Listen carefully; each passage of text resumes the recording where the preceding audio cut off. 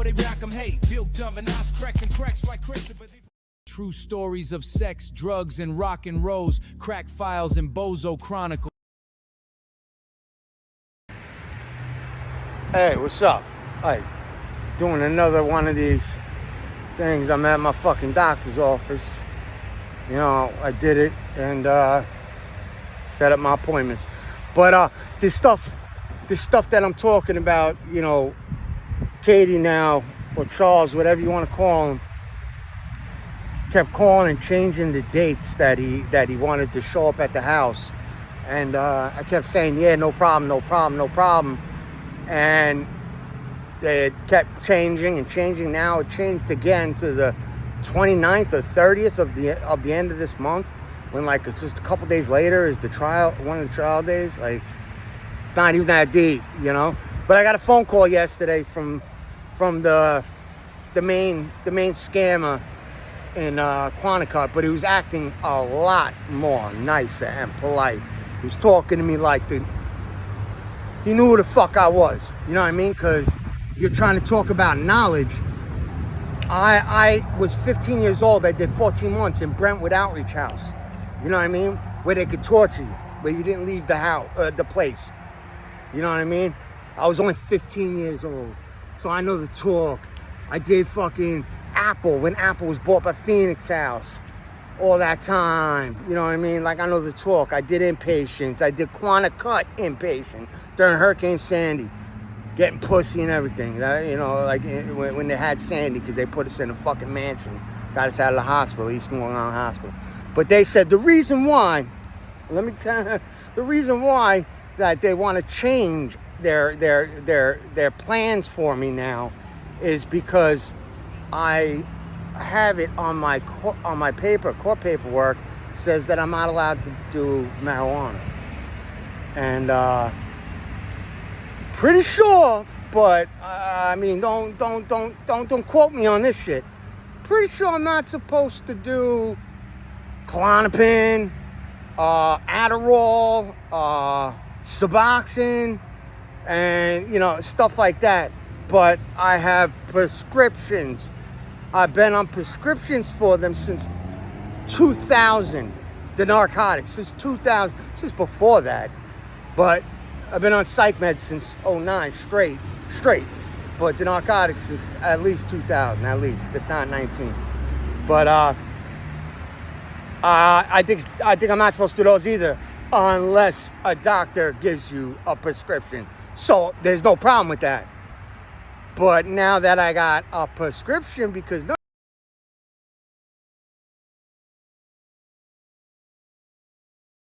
you can't even drink alcohol. So obviously I don't. Marijuana is a medicine for me now. It's not a drug or party fucking utensil to enjoy yourself and have fun and not care and stuff like that. No. I got it as a medicine, and so did Natasha. We have a script. I have it in my back pocket. I'm in my school bag and shit like that. But I'll have it up here when she edits it.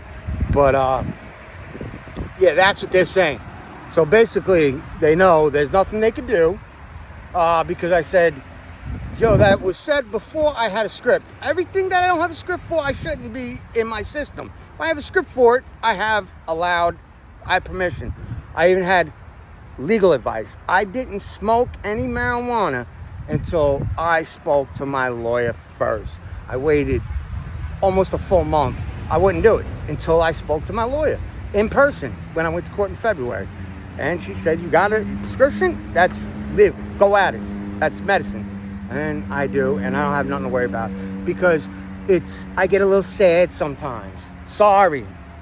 All the shit that I'm dealing with no family, nobody. And then they're saying I'm not allowed to vent with you guys and get support with you guys and, you know, get help and shit like that. I get that from my fucking best friend, my wife, you know. But, you know, my channel helps. But they're saying, don't do it. So what do they want me to run to? Drugs to hide from my problems because I got nobody to help me? But the funny thing is, they're saying my kid is all special, like low, like 1 or 2 in the spectrum and blah, blah, blah. I want it to be known and remembered. My fucking parents could fucking tell you this. Remember, I'm the guy who only opens his mouth and puts people's shit out there, but I don't fucking lie, you know what I mean? But I was going to special ed in first grade. They thought I had a problem, a big problem. I wouldn't listen. I was doing whatever I wanted, and blah, blah, blah.